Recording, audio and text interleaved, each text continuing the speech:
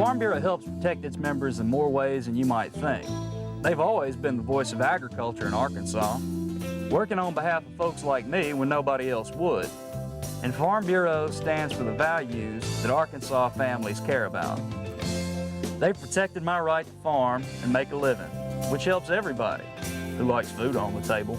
You know what they say, Arkansas counts on agriculture, and agriculture counts on Farm Bureau.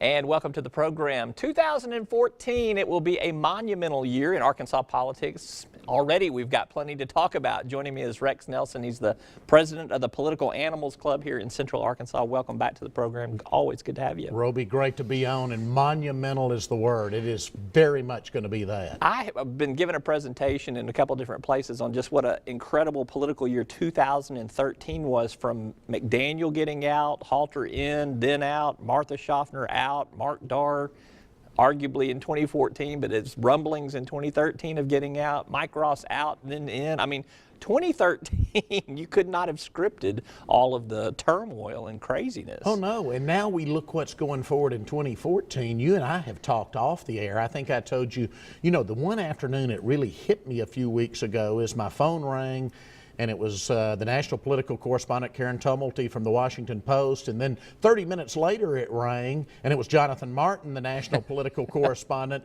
from the New York Times, wanting to talk about Arkansas, and I'm like, it's like the old days. It's like 1992, the presidential race. There's a real focus on us. We don't have anybody running for president because it's not a presidential year, but we've got the most watched Senate race in the country, and of course a governor's race that'll be watched. And you were down at the Coon Supper, and you saw there was a ton of national correspondents down there. That's a great example. ABC was there, MSNBC was there, one of the national political correspondents for the Associated Press was there. You know, you always have Arkansas media down at the Coon Supper, but never seen that much national media in Gillette, Arkansas, I can assure you. I'm sure they were accommodating with Wi-Fi and satellite trucks. Yeah, exactly.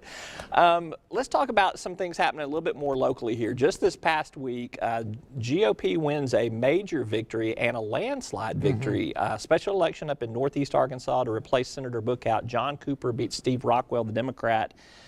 It appeared to me that the Darr resignation impeachment drama had played no role in that race at all. None whatsoever. It was a landslide. Now, I am always careful in taking any one special election and saying this is how this is going to transfer over in November when everybody's on the ballot. But I do think it is another example, Roby, of what you and I have talked about on past shows, and that is how the total political landscape has just flipped in Arkansas since the 2010 election cycle. We saw what happened in November of 10.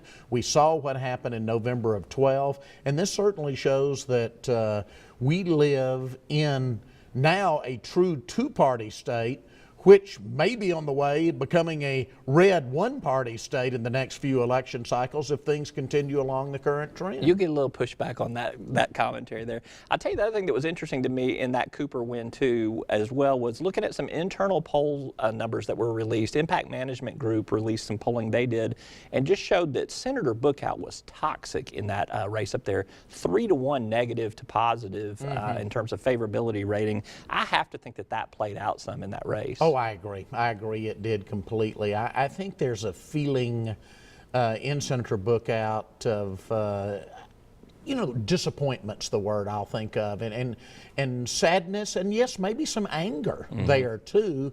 And with the person who happened to have a D after his name, as did Senator Bookout, yeah, that could not have helped the Rockwell campaign at all. This is a theory that I'd like to test out this year, and we'll see. We've seen Martha Schaffner has obviously stepped down after the bribery charges been brought forward to her. Piegate. We've got Mark Darr and the expense reimbursement there.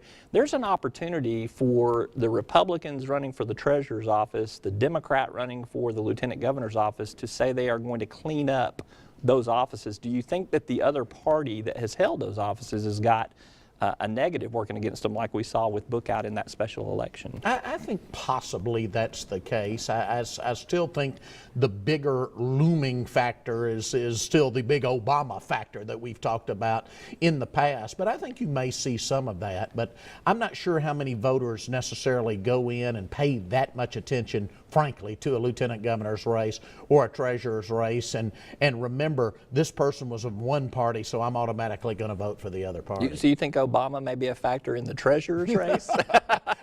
I think the Obama factor goes down all the way down the line. Mm-hmm. I mean, that was the factor that put a Republican in the land commissioner's office and a Republican in that lieutenant governor's office and a Republican in the Secretary of State's office back in 2010. Yeah. Let's stay on some campaign finance numbers here. We saw some a big number posted by Mark Pryor in the Senate race. We've seen Mike Ross, Asa Hutchinson both announce their fundraising totals. Technically, federal candidates don't have to report till the end of this month, so we're seeing some early stuff there. But what do you see from the numbers that have been floated out there already? Competitive races in the fall, or do you think you see a fundraising advantage for someone? Oh, I still think we see competitive races in the fall, in the Senate race and the governor's race. We again know what we've already known, those of us who follow Arkansas politics, and that is that Mike Ross is one of the most tenacious fundraisers that has ever lived in Arkansas politics. I talked to one man who finally gave Ross a contribution after he said there were 7 message slips on his desk in a 36-hour period. I have heard similar stories before too, yeah.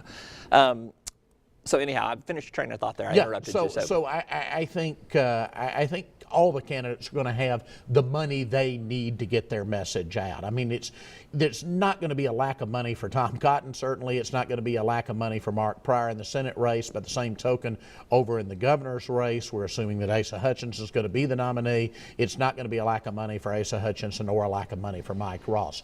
Money's not going to be the critical factor. Beebe presents his final budget as governor, as an elected official, the final budget he's going to preside over in a fiscal session, a little bit more than $5 billion. He's coming to your Political Animals Club. I want you to tout that event, but tell me what you think Mike Beebe's legacy is going to be in Arkansas politics. Well, I'm glad you used the word budget, because I think Michael Beebe's legacy is going to be he was a very good manager. He was a very good fiscal manager at a time when a lot of states were struggling across the country. He was the governor during the Great Recession, the worst recession since the Great Depression, and he brought Arkansas through it very well. I think he has 2 legacies, and they're both good ones. I think is a good budget manager is one.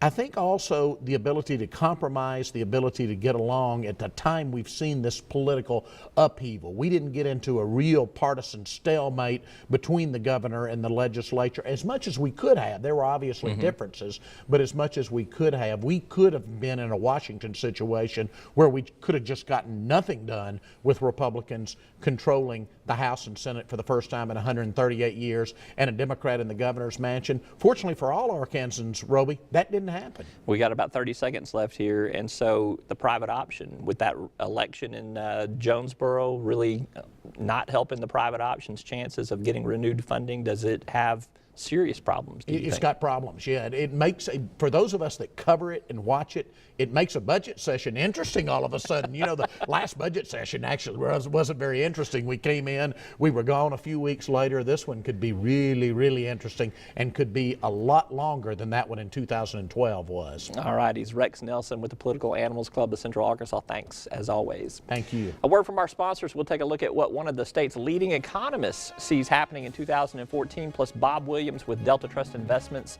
joins me to talk about the upcoming earnings season and the financial markets. I'm Roby Brock. This is Talk Business.